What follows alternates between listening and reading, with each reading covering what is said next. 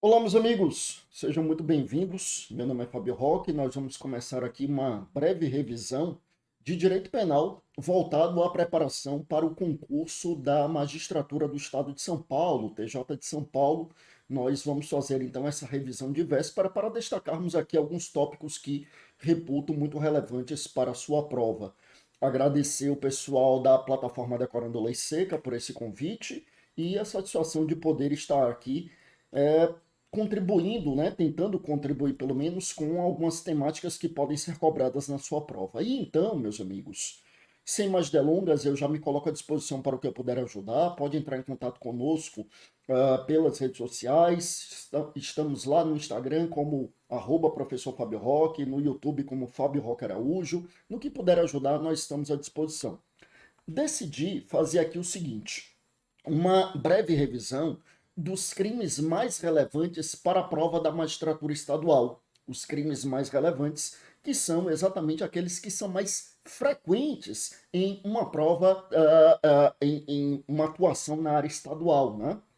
Então, vamos falar aqui desses crimes que têm uma probabilidade maior de serem cobradas, e eu vou aqui tentar puxar pela sua memória exatamente para que a gente tenha uma ideia daquilo que tem uma probabilidade grande de ser provado. Acho, né, muito pouco provável que a gente não tenha aí algumas questões sobre as temáticas que nós vamos abordar, porque você não vai ter uma prova em que se cobre exclusivamente parte geral, né? E até já aconteceu isso, certa feita, em uma prova do MP, mas é muito raro acontecer, né? A probabilidade é ínfima. Muito pelo contrário, às vezes acontece exatamente o contrário, de caírem mais questões de parte especial do que parte geral, e caindo questões de parte especial, a probabilidade de serem cobrados esses tipos penais sobre os quais nós falaremos é imensa. Então eu quero começar aqui, meus amigos, com o crime de homicídio. Não poderia ser diferente, né?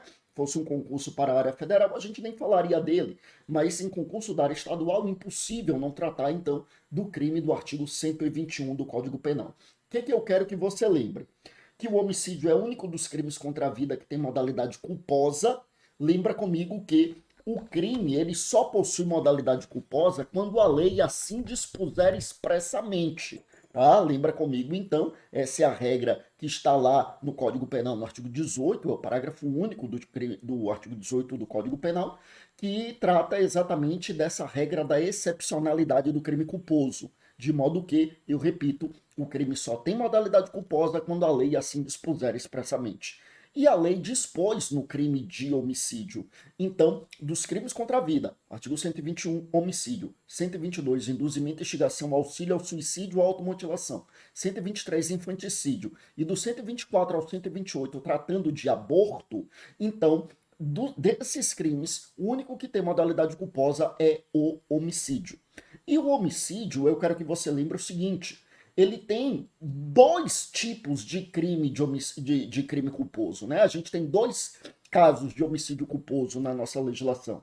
A gente tem o homicídio culposo do artigo 121, parágrafo 3º, com pena de detenção de 1 a 3 anos, e a gente tem também o homicídio culposo lá do CTB, o Código de Trânsito Brasileiro, a Lei 9.503 de 1997, que tem a pena que começa com pena de 2 a 4 anos.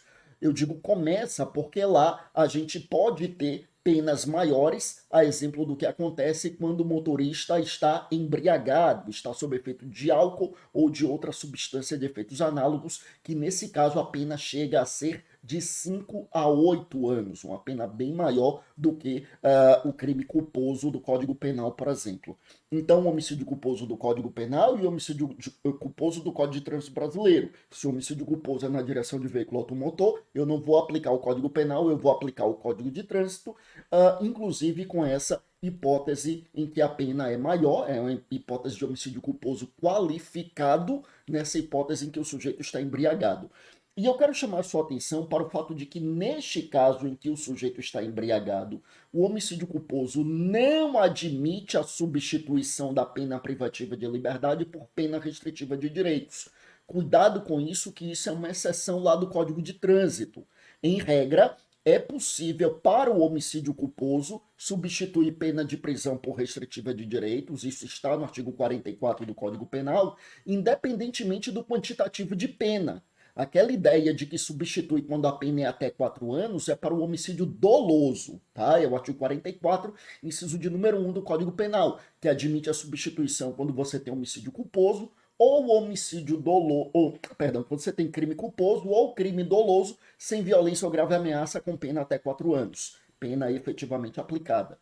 Mas, então veja, para o crime culposo, a priori, não importa qual é a pena aplicada, caberia a substituição, mas não cabe a substituição quando é um homicídio culposo ou uma lesão culposa de natureza grave ou gravíssima, em que o motorista está embriagado. São regras lá do Código de Trânsito Brasileiro.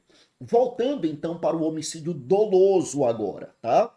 Aliás, só mais uma observação importante sobre o homicídio culposo é que eu quero lembrar o seguinte: o perdão judicial previsto no Código Penal, você vai lembrar comigo, artigo 121, parágrafo 5º, traz uma regra de perdão judicial. Lembre comigo que perdão judicial é uma causa de extinção de punibilidade que acontece quando a lei permite ao juiz deixar de aplicar a pena. Pois bem, a lei permite ao juiz deixar de aplicar a pena na hipótese em que a gente tem ali um homicídio culposo, em que as consequências do crime são graves demais para o próprio criminoso. Então, poderia o juiz deixar de aplicar a pena.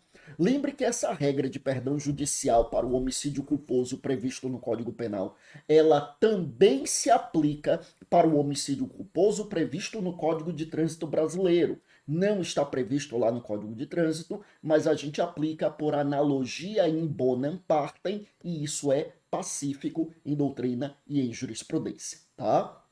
Aí agora sim, voltando para o homicídio doloso.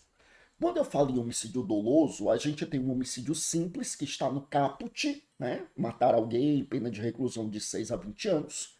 A gente tem um homicídio chamado de privilegiado, que é o parágrafo 1º. Na verdade, é uma causa de diminuição de pena, né? Seria um homicídio com causa de diminuição de pena, mas se convencionou chamar de homicídio privilegiado. E a gente tem as hipóteses, as 9 hipóteses de homicídio qualificado que estão no parágrafo 2º desse mesmo artigo 121. Vamos lembrar aqui, e aí o objetivo é realmente puxar aqui pela sua memória. Você vai fazer uma prova objetiva, prova sem consulta, então vamos puxando aqui da memória, tá? Eu quero lembrar então, quando é que o homicídio é simples? Ora, você chega à ideia de homicídio simples por exclusão. Então o homicídio é simples quando ele não é nem privilegiado e nem qualificado. Eu não tenho nenhuma das hipóteses de homicídio privilegiado, nenhuma das hipóteses de homicídio qualificado, aí eu vou dizer que ele é um homicídio simples. Então, quando é que eu tenho um homicídio privilegiado? São 3 hipóteses previstas no artigo 121, parágrafo 1º. 3 hipóteses, eu repito. Primeira hipótese, quando o sujeito pratica a conduta impelido por motivo de relevante valor social. A segunda, quando ele está impelido por motivo de relevante valor moral. E a terceira, quando ele está sob o domínio de violenta emoção, logo em seguida a injusta provocação da vítima. Então vamos lembrar, o que é praticar o crime impelido por motivo de relevante valor social? O relevante valor social é aquele que diz respeito ao interesse da coletividade.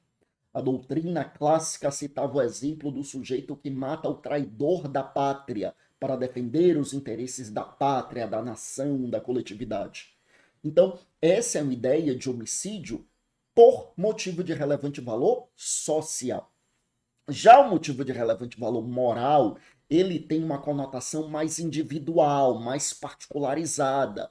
Então, o homicídio por motivo de relevante valor moral, meus amigos, é aquela hipótese na qual, por exemplo, o sujeito pratica ali a conduta, vamos imaginar, e ele pratica a conduta, e aí pare para pensar comigo assim, ele tem um interesse mais individual, mais particularizado.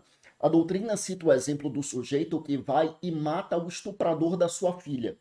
Não a pessoa que está na iminência de estuprar ou que a está estuprando, porque nesse caso talvez fosse legítima defesa, se estivessem presentes os demais requisitos lá do artigo 25 do Código Penal. Mas um sujeito que, por exemplo, mata o estuprador que já havia cometido o estupro. Porque aí, como a gente sabe, não tem como ser legítima defesa, porque legítima defesa pressupõe uma agressão atual ou iminente. mas aí é considerado como um motivo de relevante valor moral. Então a gente falaria sim no crime de homicídio, mas esse homicídio com a causa de diminuição de pena do parágrafo 1º, que nós convencionamos chamar, em doutrina e jurisprudência, de homicídio privilegiado. E a terceira hipótese de homicídio privilegiado, como eu disse, é o homicídio praticado quando o criminoso está sob o domínio de violenta emoção, logo em seguida a injusta provocação da vítima. Então ele está sob o domínio de violenta emoção, logo em seguida, eu repito, a injusta provocação da vítima. Então imagine você, por exemplo, uma pessoa que foi ali, né, ele está ali sofrendo aquela perseguição sistêmica, né, o chamado bullying. Então tem alguém que está ali praticando bullying com ele todo dia, fazendo piadas de mau gosto, todo dia perturbando o juízo do sujeito, todo dia ali pegando no pé do sujeito. Chega um dia que esse sujeito perde a cabeça, parte para cima e mata. Então, ele estava sob o domínio de violenta emoção, logo em seguida a injusta provocação, que é reiterada diariamente, mas ali logo em seguida a uma injusta provocação da vítima. Nesse caso, esse homicida responderá sim pelo homicídio, porém com essa causa de diminuição de pena que nós convencionamos chamar, eu repito, de homicídio privilegiado. Pois bem, meus amigos, estas as considerações. Eu quero que você lembre aqui comigo o seguinte: o Supremo Tribunal Federal decidiu, por meio de uma ADPF, arguição de descumprimento de preceito fundamental, que nós não podemos ter a alegação de legítima defesa da honra no tribunal do júri. Aquela hipótese em que o sujeito flagranteava o cônjuge adúltero e matava esse cônjuge adúltero e ou amante ou a amante.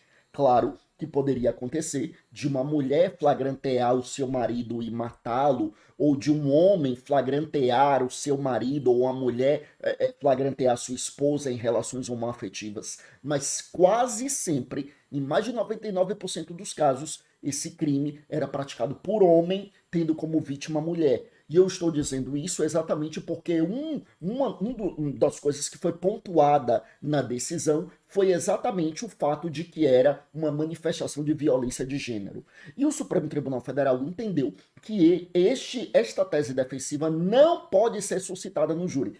Que não é legítima defesa, a gente já sabia, porque isso não é utilizar moderadamente os meios necessários, e o artigo 25 exige isso para a caracterização da legítima defesa, né? Diz o artigo 25, quem, usando moderadamente dos meios necessários, repele injusta provocação atual iminente a direito seu ou de outrem.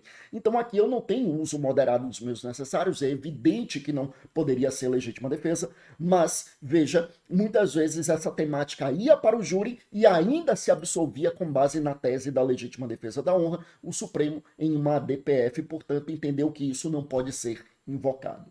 Bom, então tratamos aqui das três hipóteses de homicídio privilegiado, como eu disse, o motivo de relevante valor social, o motivo de relevante valor moral e o domínio de violenta emoção, logo em seguida a injusta provocação da vítima. Aí, meus amigos, vejam, são 9 as qualificadoras lá do artigo 121, parágrafo 2º do Código Penal. Vamos lembrar, primeiro, o homicídio mediante paga ou promessa de recompensa ou outro motivo torpe. O homicídio, eu repito, mediante paga ou promessa de recompensa ou outro motivo torpe. Paga ou promessa de recompensa é o chamado homicídio mercenário. É o pistoleiro, o assassino de aluguel, aquele que é contratado para matar.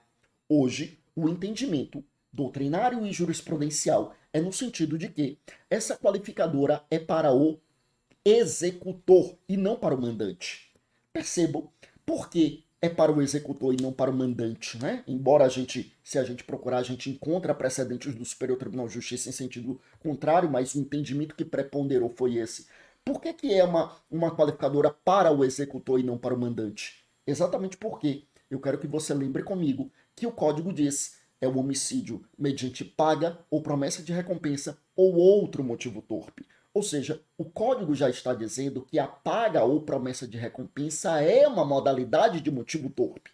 E se é uma modalidade de motivo torpe, ora, paga ou promessa de recompensa é exatamente motivo para o executor, não é motivo para o mandante. O mandante tem outra motivação. Para o mandante, a paga ou promessa de recompensa é meio de execução, e não motivação, tá? Então, a motivação, né, quer dizer, quem está matando por causa do dinheiro, é exatamente o executor. Então veja, o código diz mediante paga ou promessa de recompensa, né? Então a pessoa que está recebendo ali para cometer o assassinato, mas diz ou outro motivo torpe. Ora, o motivo torpe é o motivo abjeto, é o motivo repugnante, é o motivo que causa asco, é o motivo de maior reprovabilidade. E aí a gente não pode confundir com a segunda qualificadora, é o inciso de número 2, que fala no motivo fútil. O motivo fútil é o motivo banal, é o motivo irrelevante, é o motivo insignificante. Então eu tenho como motivo torpe, por exemplo, a pessoa que mata os pais para ficar com herança. É motivo torpe, é um motivo abjeto, matou os pais por causa do dinheiro. Mas não dá para dizer que a fortuna que a pessoa vai receber como herança, dá para dizer que é uma motivação insignificante e irrelevante. Mas veja que seria assim um motivo fútil, motivo banal, irrelevante e insignificante, matar o sujeito que está lhe devendo R$ 5. Porque aí, né, para além de ser alguém que matou por dinheiro, é alguém que matou por um valor ínfimo, irrelevante, insignificante. Quer dizer, está dizendo que a vida do sujeito custa R$ 5. Então, aí eu falaria no motivo fútil, no motivo banal, no motivo irrelevante, insignificante. Terceira qualificadora, vou para o inciso 3. Então, eu falei do artigo 121, parágrafo 2º, inciso de número 1, que é o homicídio mediante paga ou promessa de recompensa ou outro motivo torpe. Eu vou para o inciso de número 2, que falou do motivo fútil. E agora o inciso de número 3, que é o homicídio mediante emprego de fogo, veneno, explosivo, asfixia, tortura ou outro meio insidioso ou cruel de que possa resultar perigo comum. Eu repito, o homicídio praticado mediante emprego de fogo, veneno, asfixia, tortura, explosivo ou outro meio insidioso ou cruel de que possa resultar perigo comum. Então, homicídio mediante emprego de fogo, veja que não é arma de fogo, é fogo, é queimar a pessoa viva. Também não é matar e depois tocar fogo no corpo, aí é outro crime, é ocultação de cadáver. Eu estou falando de matar a pessoa queimando-a. Então, fogo, o veneno, que é o chamado de benefício, que para a maioria da doutrina somente qualificaria o crime se fosse ministrado de forma subreptícia, ou seja, ministrou ali o veneno sem que a pessoa soubesse que está ingerindo o veneno. E não quando se coloca o veneno na frente da pessoa, aponta a arma e diz beba, né? Quer dizer, a pessoa sabe que está ingerindo o veneno, não teria essa qualificadora para a doutrina majoritária, porque não seria aí um meio insidioso. A mim me parece que seria qualificado de qualquer jeito, porque é um meio cruel matar envenenando, mas o que vale é que a maioria entende que não, porque aí não é meio insidioso. Então, fogo, veneno, asfixia, né? Quer dizer, enforcar a pessoa, enfim, por aí. Tortura, cuidado, cuidado. Uma coisa é o homicídio qualificado pela tortura, previsto aqui no artigo 121, parágrafo 2º, inciso de número 3. Outra coisa é o crime de tortura qualificado pela morte, previsto lá na lei de tortura, a lei 9455 de 97. Qual é a diferença? A diferença é o dolo. Se o criminoso quer matar a vítima e a tortura é o meio que ele emprega para matar, homicídio qualificado pela tortura, aqui do 121. Agora, quando é que eu tenho a tortura qualificada pela morte? É um crime pré-doloso. Ele tem um dolo de torturar, mas o resultado morte é produzido de forma culposa, tá? Vou para o inciso de número 4, que é o homicídio praticado à traição, emboscada, dissimulação ou outro meio que dificulte ou torne impossível a defesa da vítima. A traição, emboscada, dissimulação ou outro meio que dificulte ou torne impossível a defesa da vítima. E a quinta hipótese de homicídio qualificado é o homicídio para assegurar a execução, ocultação, impunidade ou vantagem de outro crime.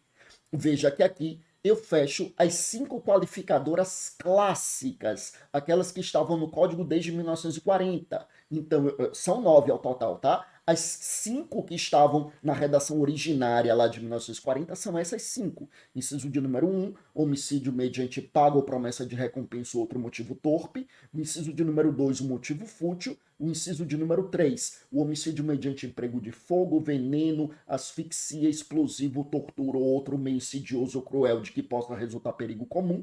O inciso de número 4, o homicídio mediante traição, dissimulação, emboscada ou outro meio que dificulte ou torne impossível a defesa da vítima. E o quinto, o homicídio para assegurar a execução, ocultação, impunidade ou vantagem da vítima. Pronto. Aí, a gente teve essas 5 qualificadoras de 1940 até 2015.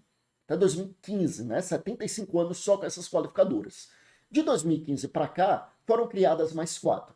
Em 2015 foram 2. O inciso de número 6, que trata então do feminicídio. Vamos lembrar? Feminicídio é matar mulher por razões de sexo feminino. O código fala em sexo, não fala em gênero. Então, matar mulher por razões de sexo feminino. E o que são razões de sexo feminino? Isso está no artigo 121, parágrafo 2º-A, que nos esclarece que razões de sexo feminino significa matar a mulher em circunstâncias de violência doméstica e familiar ou por aversão ao sexo feminino, né? Quer dizer, aquela misoginia exacerbada. Né? Então, isso seria feminicídio. Então, lembrar, não é matar mulher que é feminicídio necessariamente. Tem que ser por razões de sexo feminino e razões de sexo feminino, uma dessas duas hipóteses. Ou, né, ambiente doméstico, circunstâncias de violência doméstica familiar, ou a aversão ao sexo feminino, tá? No inciso de número 7, nós temos aquilo que se convencionou chamar de homicídio funcional, que seria exatamente matar ou membro das Forças Armadas, artigo 142 do Código da Constituição Federal, ou membro das Forças de Segurança Pública, artigo 144 da Constituição, ou membros da Força Nacional de Segurança ou do sistema penitenciário, ou então, por conta da sua função, matar cônjuge, companheiro ou parente consanguíneo até o 3º grau. Então, matou o irmão do policial para se vingar do policial. Cai aqui nessa qualificadora. Agora, se não tiver vínculo com a função pública exercida, então matou o irmão do policial, mas nem sabia que o sujeito tinha um irmão policial, não tem essa qualificadora. Ou matou o próprio policial que não estava no exercício de sua atividade e o criminoso nem sabia que ele era um policial, também não tem essa qualificadora, tá? Precisa ter vínculo com a função pública e é exatamente por isso que se convencionou chamar de homicídio funcional. A penúltima qualificadora, meus amigos, né? A oitava, ela vem em 2021, que é uma novidade introduzida pelo pacote anticrime. Calma, nós sabemos que o pacote anticrime, né, a lei anticrime é a lei 13.964, que é de dezembro de 2019, 24 de dezembro de 2019. E teve 30 dias de vacácio legis, entrou em vigor, portanto, em 23 de janeiro de 2020. Só que esse inciso de número 8 tinha sido vetado pela Presidência da República. E o veto só foi derrubado pelo Congresso em abril de 2021. Qual é essa? Por isso que só vem em 2021, né? Só entra em vigor em 2021. Qual é a qualificadora? É exatamente, meus amigos, o homicídio, veja só, o homicídio praticado mediante emprego de arma de fogo de uso proibido ou restrito. Então aí eu tenho mais uma qualificadora. E a última qualificadora, que veio em 2019, que é o homicídio de pessoa menor de 14 anos. Homicídio de pessoa menor de 14 anos. Então, essas as 9 qualificadoras que nós temos. Veja aqui, com o objetivo aqui exatamente de ir puxando da sua memória, eu fui enumerando as qualificadoras e as hipóteses de homicídio privilegiado e, evidentemente, fazendo alguns comentários sobre essas hipóteses.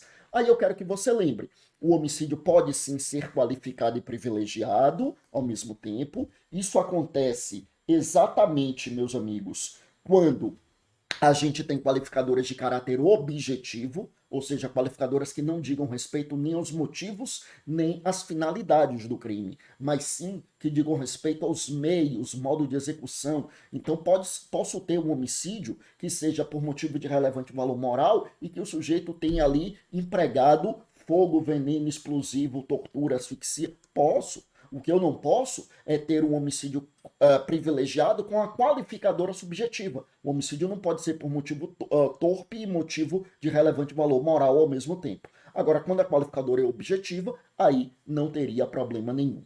Aí eu quero que você lembre. O homicídio, ele é crime hediondo em duas situações. Né? Quando é que o homicídio é crime hediondo? Primeiro, quando ele é qualificado. Então, primeiro, quando ele é qualificado. E segundo, quando o homicídio é simples, praticado em atividade típica de grupo de extermínio, ainda que por um só agente. Isso é o artigo 1º da Lei de Crimes Hediondos. Então, quando é que o homicídio é crime hediondo? Quando é homicídio qualificado ou homicídio simples, praticado em atividade típica de grupo de extermínio, ainda que por um só agente. Tudo bem? Aí lembra comigo o seguinte, meus amigos, olha, eu disse, o homicídio qualificado ele é crime hediondo. Beleza. Porém, o homicídio qualificado será sim crime hediondo, mas quando ele é qualificado e privilegiado ao mesmo tempo, ele perde a hediondez. Então ele perde a natureza hedionda, ele perde esse caráter hediondo, tá? Então é importante que a gente tenha isso em mente. Bom, que mais, meus amigos? Aí eu quero avançar aqui com vocês para mais um crime que tem uma chance boa de cair, que é exatamente o 122, o induzimento, instigação, auxílio ao suicídio e automutilação. Por que eu digo que tem chance de cair? Porque tem uma mudança relativamente recente, né? A mudança de dezembro de 2019. São 3 anos apenas, né? Menos de 3 anos e meio. Então, veja, o que é que a gente precisa lembrar? Primeiro que era um crime material, né? Eu só falava em crime quando a vítima efetivamente se matava ou quando da tentativa de suicídio resultavam lesões graves. Aí passou a ser um crime formal, então bastou induzir, instigar ou prestar auxílio, o crime já está consumado, isso é muito importante. E se dessa tentativa de suicídio, né, se da conduta da vítima resultar efetivamente a morte da vítima, né, ou suicídio, ou da automutilação resultar a morte, aí a gente tem uma qualificadora, e se resultar lesão grave, também qualificadora. Né? É uma infração de menor potencial ofensivo, pena de 6 meses a 2 anos, se resultar lesão grave, a pena é de 1 a 3, se resultar a morte, a pena passa a ser de 2 a 6. E lembra que as pessoas que são vulneráveis não podem ser vítimas desse crime. As pessoas vulneráveis são aquelas mesmas que são vulneráveis lá para os crimes sexuais. Menor de 14 anos, pessoa que por enfermidade mental não tem o necessário discernimento e a pessoa que não pode oferecer resistência.